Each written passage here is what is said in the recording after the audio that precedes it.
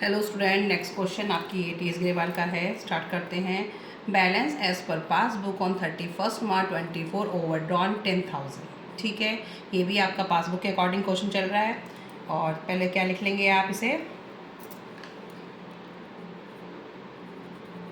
Debit balance as per passbook. Question आप match कर लेना स्टूडेंट, क्योंकि आपकी न्यू और जो ओल्ड बुक हैं उससे थोड़े चेंज हो सकते हैं। ब्रैकेट में ओवरड्राफ्ट लिख लेंगे, 10,000 आपके माइनस के हैं। ठीक है, ये तो वाली ट्रांजेक्शन तो आपको समझ ही आ गई होगी सब में। ठीक है, सेकंड देखो, चेक इशू सेम है। In the last week of March 24 but not clear till 3 April 24 20,000।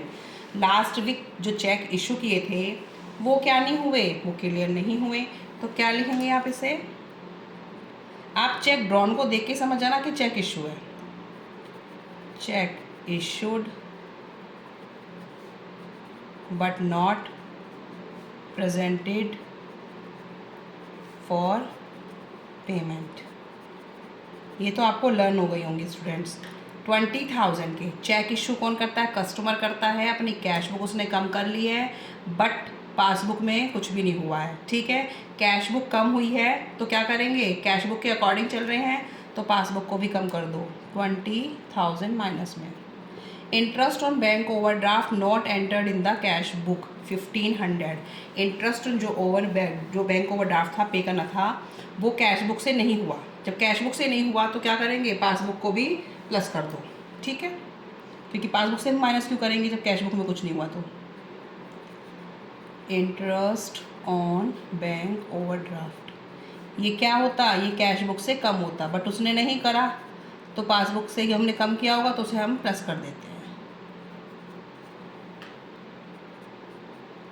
Check of 20,000 deposit in the bank in March 24 but not collected and credited till 3rd April 24। Cheque deposit किए गए मार्च में, but वो collect नहीं हुए till 3rd अप्रैल तक नहीं हुए हैं। ठीक है, cheque deposit but not clear, simple लिख देना। चेक डिपॉजिटेड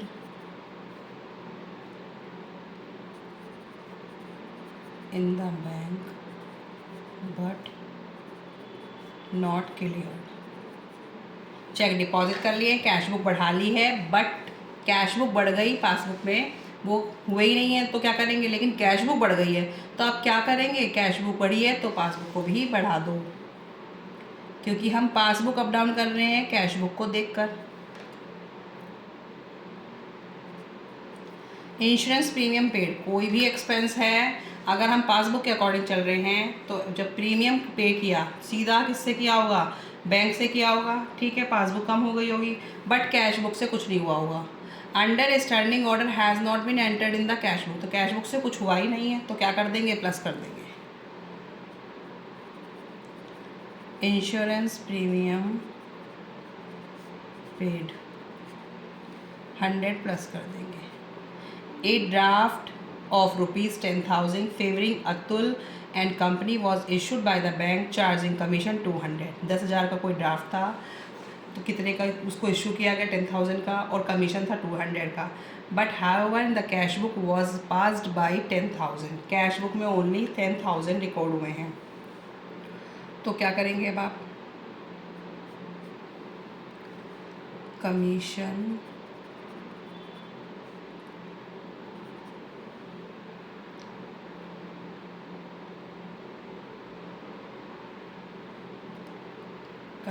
चार्जिंग, अब आप ये 200 प्लस में कर देंगे। क्यों, क्योंकि कैश बुक में ओनली 10,000 दिखाए गए हैं और पासबुक में पूरे हमने 10,000 वो और 200 वो माइनस कर लिए होंगे, लेकिन अब कमीशन तो दिखाया ही नहीं गया।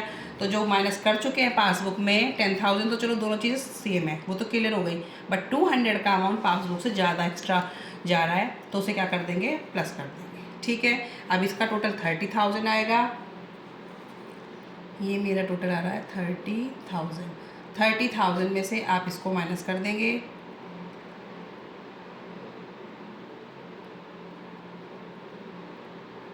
ये आ जाएगा आपका 8,200।